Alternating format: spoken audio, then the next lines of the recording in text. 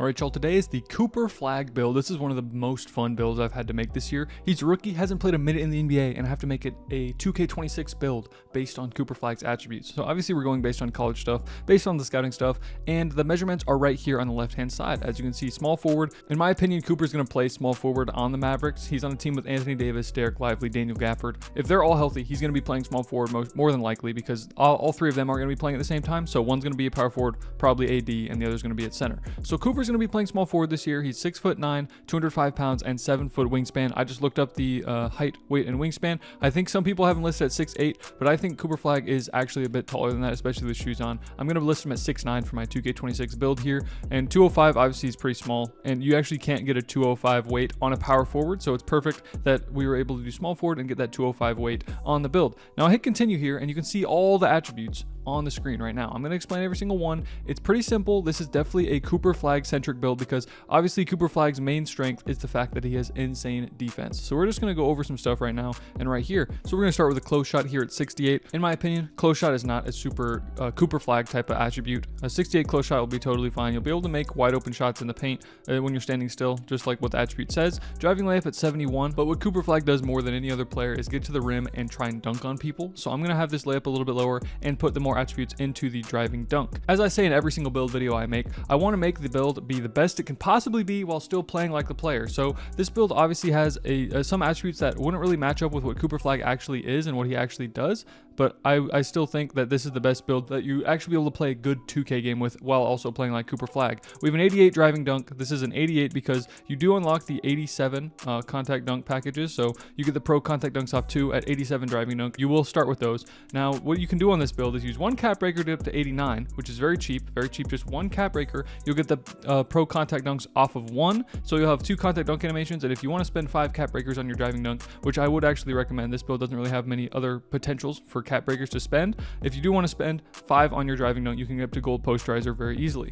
So that is what I have the driving dunk at 88 for. Standing dunk at 72 gets you the bronze rise up. It also unlocks a bunch of standing dunk packages. 70 post control. The reason I got this is for the silver post fade phenom. I want a 70 post control on the Cooper Flagg build because as you guys can see in a lot of clips that he does use his strength and size to back people down, smaller defenders, and just shoot over them. So with this 70 post control, you'll have silver post fade phenom, have a bunch of bronze post badges, except for post powerhouse, which obviously Cooper Flagg isn't super strong yet. Maybe next year when I make another Cooper Flagg build, he'll have more strength. But at this point in his career, I don't believe he's super strong, and he won't have a post powerhouse. He will have bronze for every other badge though. Now going on to the shooting, Cooper Flagg isn't a great shooter. I think Cooper Flagg is a bit of an overrated shooter. I think he's better at mid-range than he is at 3, but as I said before, this is a 2K build. We're trying to make this build play the best for 2K26, and in 2K26 you need to be able to shoot threes. I would always prioritize three-pointer over mid-range because people are shooting fading threes, people are shooting threes over people. It doesn't matter what contest you get, you can just shoot over someone. So make sure you have a three-pointer high so you can compete with these players that are just shooting threes over and over and over again on the other end. The reason mid-range is at a 74 is because the three-pointer's at 84. If we lower the mid-range, the three-pointer goes down as well. So we're going to keep the three-pointer at an 84 rating. 84 three-pointer will give you bronze Deadeye, bronze Limitless, bronze Shifty Shooter, and silver Set Shot Specialist. Now if you do want to spend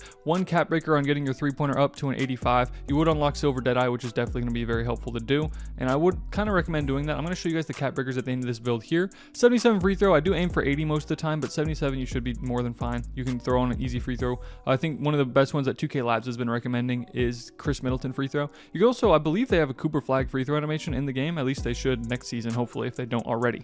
So looking at the pass accuracy now, 76 is a sweet spot. 76, if you don't have a player that passes that often, I would still recommend throwing it on 76 because I'm a player that likes to pass first on all my builds no matter what I'm doing. I want to make sure I'm getting assists and getting the team involved in the random rec center. I always have 76 pass accuracy or higher on my builds. Now 75 ball handle, 75 gets you the bronze ankle assassin, and 75 unlocks a bunch of different animations for this Cooper Flagg build to use. I would recommend throwing in 75 on this build, as well as a 70 speed with ball. Now it can go up to like 72 or 73 speed with ball. There's really no point in doing that. You unlock all the animations at 70 speed with ball, and you get bronze lightning launch at 68 speed with ball. It's impossible to get up to a 75 speed with ball on the build. So with this build, you can definitely throw a max +2 on your lightning launch to get up to gold if you really wanted to do that. And then now moving on to the defense side of things, we're going to start with the interior defense of a 77. I did want to make sure that we had a high interior defense on this build because Cooper Flagg is an all-around great defender. We also have an 85 perimeter defense, which gives you silver challenger, silver on-ball menace, silver pick dodger, and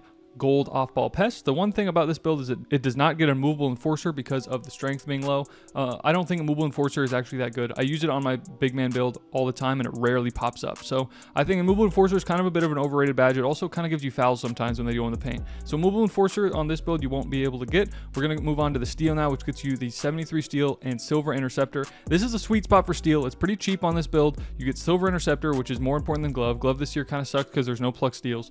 And interceptor is definitely a better badge that you can get for a 73 steel. 88 block, it gets you the gold high flying denier. Cooper Flagg is great at getting blocks, great at getting contests because block rating ties to contests in 2K26 this year. So we're gonna have the gold high flying denier off the bat. We're gonna have silver paint patroller. Unfortunately, we're not gonna be able to get up to a 93 block on this build. The maximum you can upgrade to is a 92, which is why I have the block at 88 because we don't really care about getting the gold paint patroller. We're just gonna stick with silver now on this build. Rebounding on the build is also very solid, 80 defensive and 70 offensive. You're gonna be able to snatch rebounds. You're having silver rebound tracer, silver box out beast, and it's going to be very easy to do, especially with this vertical of an 83, which is pretty high. I would recommend throwing both of these on a 70 and an 80. Offensive rebound you can have as low as a 55, but I still want to be able to get offensive rebounds on this build as it is a Cooper Flagg build. Now looking at the speed, agility, we maxed these both out. We have an 84 and 83. Unfortunately on this build you cannot get Jalen Suggs motion style, which is the best motion style in the game in my opinion. Jalen Suggs is required 83 agility instead of the 82 that we can maximum out here. So the speed at 84 is going to be very nice as well. You'll be able to get some decent motion styles as well, but unfortunately no Jalen Suggs, which I believe is the best. Strength at 60 gets you the bronze physical finisher and bronze strong handle. I didn't really put any attributes into strength. You can still use some cap breakers on it if you want to do so. And then the vertical at an 83 is very, very nice. It gives you the gold high flying denier and Hall of Fame pogo stick. It also has make sure that you get silver posterizer, and you'll have more than enough to get gold if you use the cap breakers on that. So that wraps it up for this build on the Cooper Flagg build. I'm gonna hit start and check out the comparisons on this build, man. It's absolutely insane. First one's kind of mid. We get Glenn Robinson, but then we get Cooper Flagg and 16-17 Durant from the Warriors. That is one of the best versions of Kevin Durant in my opinion. I think that's finals MVP Kevin Durant on 16-17 because yeah, in 17 they played in the finals and Durant won the finals MVP. So two-way 3-point sniping high flyer. Now one thing I will actually show you guys, if you want to get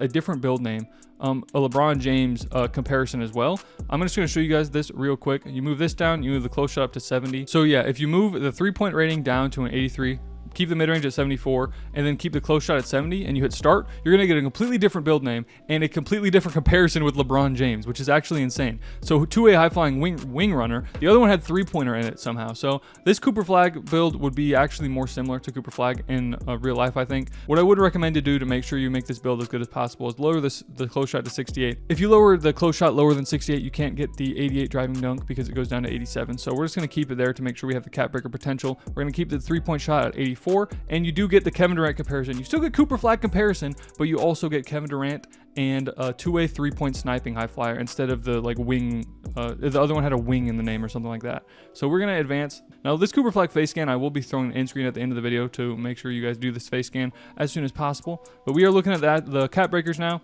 As you can see here, you can spend 5 on your driving dunk to get to 93, which is what I would recommend doing if you want to make sure you're dunking on people as much as possible. And then looking at the rest of the build, there's not a whole lot of other cap breaker potential you can do. You can throw some on mid-range if you want to do that. You can throw some on free throw. You can definitely throw some on your ball handle. Speed with ball only gets up to a 73, so I wouldn't recommend doing that. There's no real benefit in doing so. But I would recommend throwing 5 cap breakers on your driving dunk, get up to that gold posterizer. You can throw some more on your standing dunk to get up to 81 standing dunk is what you need to be at. So if you upgrade this by 11 with 3 cap breakers, you could get up to an 83. 81 standing dunk is how you get silver rise up and a bunch of different dunk animations as well.